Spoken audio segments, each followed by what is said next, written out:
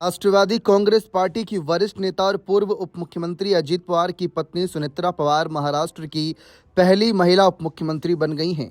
31 जनवरी 2026 की शाम deputy CM पद की शपथ लेने से ठीक पहले उन्होंने राज्यसभा सांसद पद से इस्तीफा दे दिया। अजीत पवार के 28 जनवरी को बारामती में हुए प्लेन क्रैश में निधन के बाद यह पद खाली हुआ था।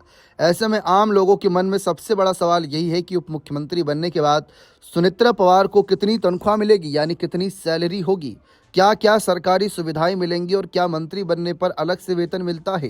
तो इस पूरे मामले को हम आसान भाषा में आपको समझाते हैं। भारत के संविधान में उप मुख्यमंत्री नाम से कोई अलग संवैधानिक पद तय नहीं है, लेकिन व्यवहारिक तौर पर यह पद राज्य सरकार में कैबिनेट मंत्री के समक्ष माना जाता है। मुख्यमंत्री के बाद सरकार के बड़े फैसलों, विभागीय समन्वय और प्रशासनिक कामकाज में उप मुख्यमंत्री की अहम भूमिका होती है। महाराष्ट्र जैसे बड़े राज्य में उप मुख्यमंत्री पद का सत्ता संतुलन और राजनीतिक समीकरणों के लिहाज से बेहद अहम माना जाता है। सुनेत्रा पवार को उप मुख्यमंत्री बनने के बाद कोई अलग डेप्यूटी सीएम सैलरी स्लैब नहीं मिलेगा। उनका वेतन महाराष्ट्र मंत्रियों के वेतन और भत्ते अधिनियम 1956 के तहत तय होता है। सरल शब्दों में समझे तो महाराष्ट्र में उप मुख्यमंत्री के लिए कोई अलग से सैलरी नहीं है।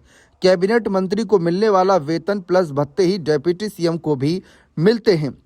आधिकारिक रिपोर्ट और हालिया मीडिया कवरेज के मुताबिक महाराष्ट्र में विधायक, मंत्री जिसमें डिप्टी सीएम भी शामिल हैं की कुल मासिक सैलरी लगभग 2,50,000 तक के बीच हो सकती है। यानी सुनेत्रा पवार को भी हर महीने करीब 2.5 लाख के आसपास सैलरी मिल सकती है। लेकिन इसमें एक ध्यान देने वाली बात यह है कि फिलहाल सुनेत्रा पवार विधायक नहीं है, इसलिए उनकी सैलरी ब्रेक डाउन थोड़ा अलग हो सकता है, लेकिन संभावना 2.5 लाख के आसपास मिलने की है। उप मुख्यमंत्री, कैबिनेट मंत्री की सैलरी में आमतौर पर विधायक के तौर पर मूल वेतन, क्षेत्रीय भत्ता, दैनिक भत्ता, अन्य अनुमन्य भत्ते मिलते हैं। ध्यान रहे, सरकार समय समय पर वेतन संरचना में बदलाव करती रहती है, इसीलिए अंतिम आंकड़ा अधिसूचना पर निर्भर करता है। यह एक बहुत आम सवाल है कि सैलरी अलग से मिलेगी कि नहीं मिलेगी, लेकिन हाँ, आपको बता दें कि डिप्टी सीएम को कौन कौन सी वीआईपी सुविधाएं मिलती हैं। तो मुंबई या राज्य की राजधानी में सरकारी बंगला, अगर बंगला नहीं लिया तो हाउस अलाउंस, पानी और बिजली का खर्च सरकार उठाती है। एक या अधिक सरकारी गाड़ियां, प्रशिक्षित ड्राइवर, जेट प्लस या जरूरत के मुताबिक सुरक्षा कवर, निजी स्टाफ और प्रोटोकॉल टीम, सरकारी काम से की गई यात्राओं का पूरा खर्च, हवाई, रेल और सड़क यात्रा की सुविधा, डीए, टीए यानी दैनिक और यात्रा भत्ता, मोबाइल और इंटरनेट की सुविधा, कार्यालय का खर्च, चिकित्सा सुविधा और स्वास्थ्य योजना, कार्यालय के बाद पेंशन का अधिकार भी यहाँ पर बताया गया।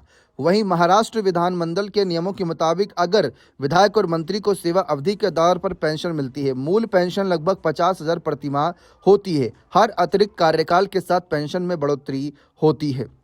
बने रहे चैनल के साथ, बहुत बहुत शुक्रिया।